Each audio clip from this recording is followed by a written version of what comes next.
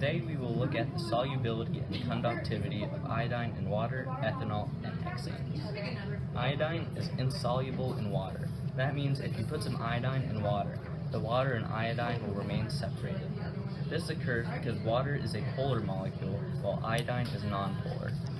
Polar molecules are attracted to each other due to their partial positive and negative regions, but are not attracted to nonpolar molecules because there are no partial positive or negative regions in nonpolar molecules.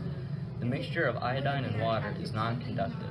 Iodine does not break into ions in water, which makes conductivity impossible. Next, in ethanol. When iodine is added to ethanol, the solution is slightly soluble and non-conductive. Although ethanol is polar, ethanol is less polar than water.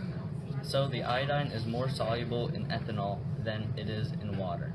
But in this case, since ethanol is still polar while iodine is nonpolar, iodine is not completely soluble in ethanol, only slightly soluble.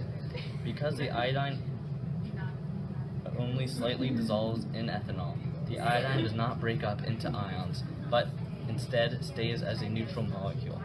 The lack of separated molecules and formation of bonds means that there are no charges in the iodine-ethanol solution to conduct a current.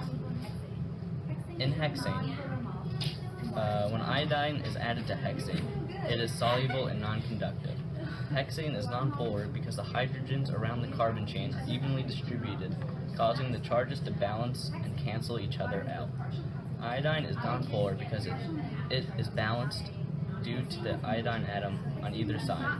When two nonpolar molecules are placed together, they mix and coexist.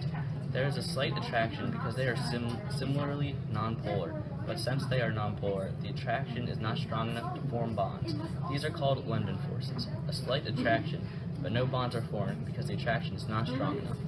Since the charges are not strong enough, the new solution is non-conductive. A nonpolar solution is like a piece of plastic. Since it has no charge or balanced charge, it will not attract to something with a charge like a magnet.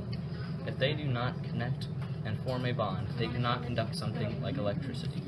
So in conclusion, the experiment showed that iodine was insoluble in water, semi-soluble in ethanol, and soluble in hexane. However, it was not conductive in either test.